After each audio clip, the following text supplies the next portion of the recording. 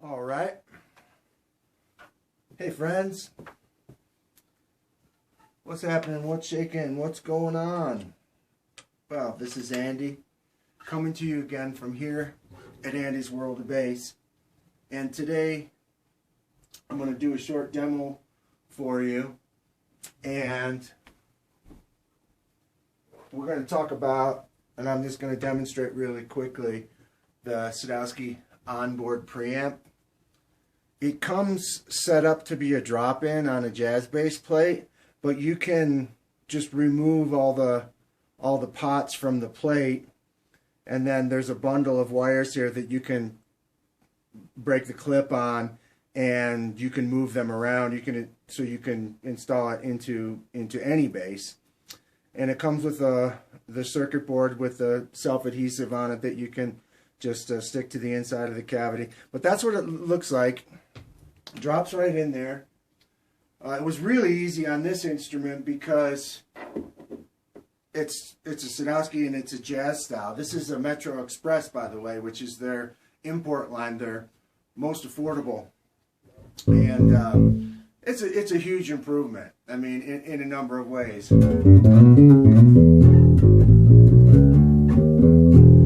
right now I'm in passive mode. Let me tell you about the knobs real quick, what they do.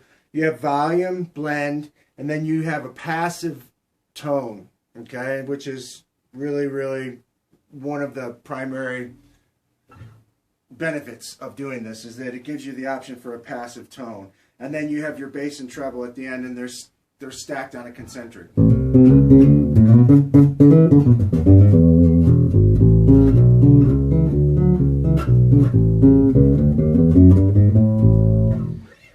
So,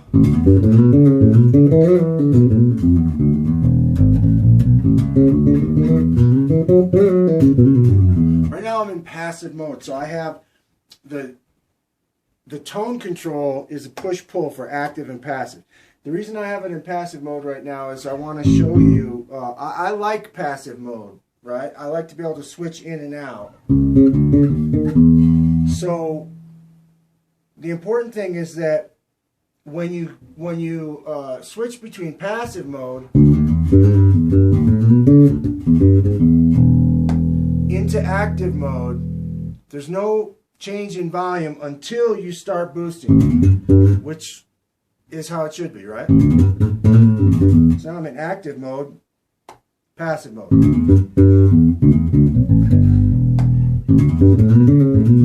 So no change between active and passive. There's a slight change in perceivable tone, at least to me.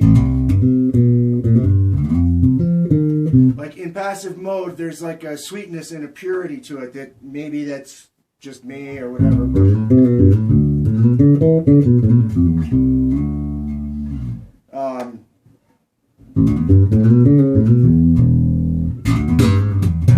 It seems to take on a little bit more of like a sort of backed up headroom kind of, very subtle when you pop it into active. Okay, so that's both pickups. So I'm in active mode now and nothing is boosted on the preamp. So let's start bringing in the bass and the treble.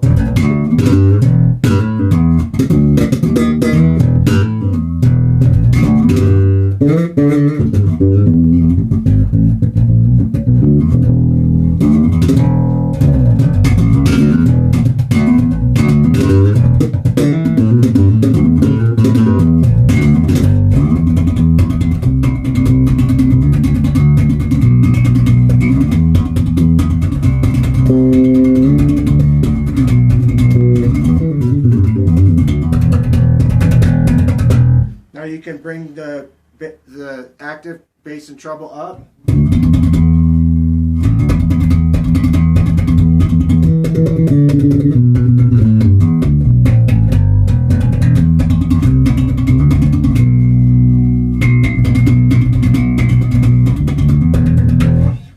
Now, another important and great thing is that the passive tone works in conjunction with the active and passive treble controls.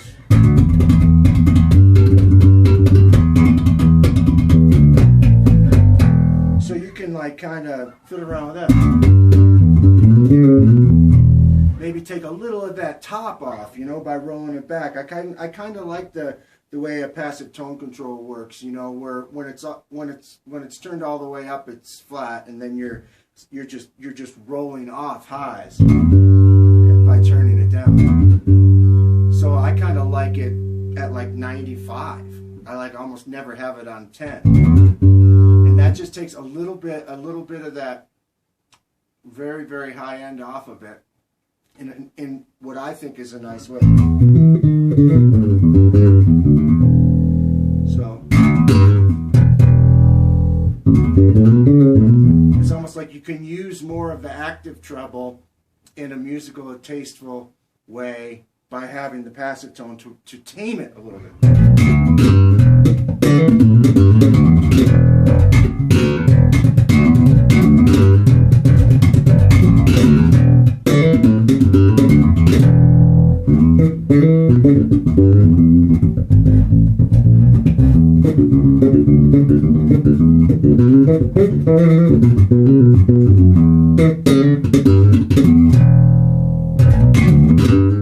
You know, I've become like really kind of sort of resistant to treble, you know, in my sound. I'm very cautious about that.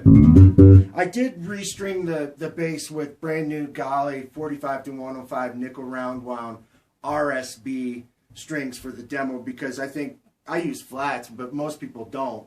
So I don't know that I would be doing this preamp really the true justice of what most people will want from it by showing it to you with my flats. But so for this demo, I just did it like this. And it's fun. I mean, playing rounds, I played rounds for 37 years, pretty much exclusively. It's only in the last few years that I've gone deep into the love of flat wounds and playing with the, you know, I played with a pick my whole life, but I started like loving and really being gravitated towards the sound of flat wounds and playing with a pick mostly in the last 2.5, 3 years. Because I love the way it sounds in front of house in a big PA system. And on recordings. You know, a lot of my favorite records, a lot of the records that I love so much that are my favorite records that were recorded in the 60s and 70s were like a Fender bass with flat wound strings and a pick. And when I was able to start hearing myself in the front of house sounding like my favorite records, I was like, I think that's where I want to be, you know. But anyways, back to the preamp. So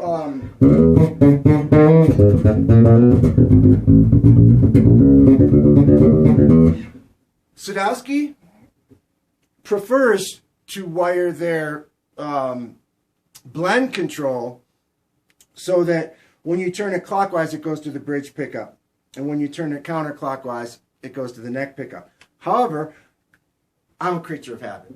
I've been playing bass for 42 years or whatever it is. I'm used to a blend control going the other way. So it's so simple with this preamp upgrade. All you have to do is switch 2 wires back, you know, and now I have it wired the way that I've always been used to it. So when you roll the tone back, it goes to the bridge, you know, the way that I'm used to.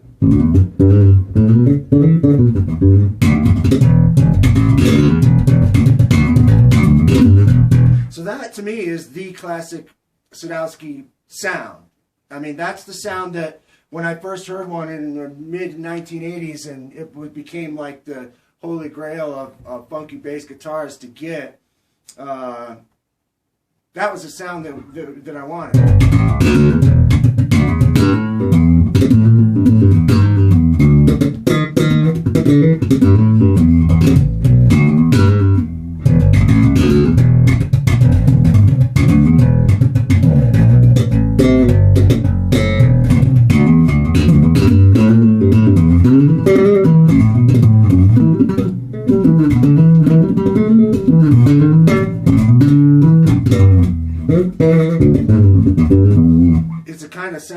can just kind of set it and go.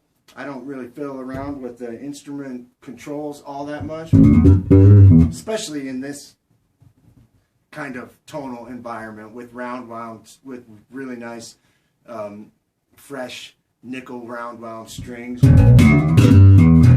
know,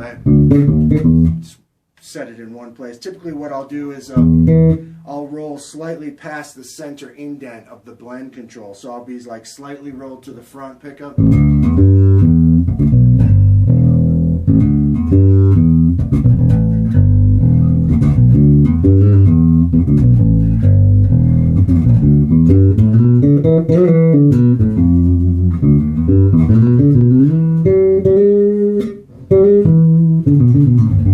Or slightly past the center indent back towards the bridge speaker.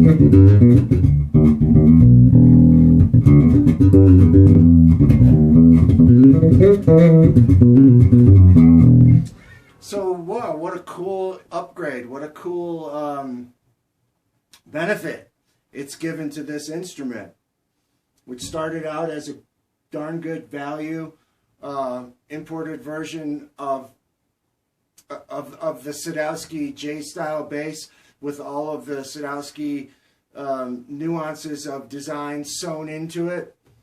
And then I gave it a little bit of my own TLC, you know, in terms of just kind of dressing up the fret edges and adjusting the nut a little bit with some very gentle filing and setting it up to the way that I like it, which is with medium relief, medium action, and medium gauge strings. I was able to get a really precise setup that works for me, the one that I like, and it feels great. And then now I've got this upgraded preamp in it, and it's just kind of like getting exponentially better and satisfying in kind of a more pro-friendly way. I think that how they come from the factory stock, especially now that they've kind of worked through the growing pains and got everything dialed in, is going to be satisfactory for most kind of beginner to intermediate players and stuff like that. But I think that pro players will really benefit from doing the upgrade, and it offers them a kind of a workhorse instrument that they don't have to be paranoid about turning their back on, you know, that they could take on a flight in a gig bag. You know, if you have a $5,000, $6,000, $7,000, $8,000 Sadowsky with a beautiful figured 5A quilted maple, and, you know, and it's just, you know, super valuable, it's not every situation where that's going to be appropriate to take that to. And if you still want what feels and sounds and looks like a Sadowsky, but you don't have to be worried about it, that's where this is going to appeal to a pro level players. You know, if you're used to playing the very high end New York City and even the German ones, don't expect this to give you exactly the same thing. That would be completely unrealistic, right? So. But to give you something that's very similar in a worry-free way, that sets up real nice and that with a few upgrades can be killer, that's the realistic way to look at it. And the best thing about it for me, I mean, if we want to just talk about the concept of the Metro Express line, is that we have to remember that people all over the world play Sadowsky basses. And people of every walk of life want to be able, I'm sure, want to be able to play Sadowsky basses. For many of them, owning a New York City Sadowsky is completely and utterly, totally out of reach for them financially. They would have to work really, really hard and save to be able to afford a Metro Express. We have to remember that not everybody is in a financial position to own very, very prestigious high-end handmade instruments. So coming into that price point with a line of basses that has all of those Sadowsky traits sewn into it, but brought into a place where pretty much everybody could afford it, I think is the most awesome thing. Because I lived wanting a Sadowsky, dreaming of a Sadowsky for decades. At the beginning of the video, I mentioned that back in the 80s when I first heard of Sadowsky, it became the you know, kind of like the Holy Grail. The reason, this was the first Sadowsky that I ever met in my life. My teacher bought it new in 1987. Fast forward 40 years, when he retired and no longer played bass anymore, he passed it to me. So I now have the first Sadowsky bass that I ever met, that I ever played, the one that made me want my own Sadowsky forever, and I have it now, and it's mine, and it's extremely, extremely personal and extremely valuable to me. It's an amazing instrument. Absolutely amazing instrument, but it also has that very special personal meaning and value. So I have this one, and then now I have 4 of these Metro Express that where this one I'm very cautious with it. I'm very, very cautious with it. And these ones, of course, I don't intentionally try to harm them or put them in harm's way, but they're not as special to me as this custom New York City 1987 version. All right, so there you go. I hope you enjoyed the video, and that gets you interested in doing the upgrade with the preamp. Roger has a great video that is very detailed that goes through the whole process of putting it in. It literally takes about 15 minutes.